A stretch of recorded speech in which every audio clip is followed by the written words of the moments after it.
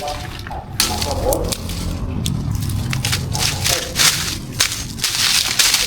ที่จะถามจะเป็นการดูของเกิดได้หรือเกี่ยวของอุปโภคบริโภคได้ครับเรื่องหรือรางวัลหรือมาตราระบบ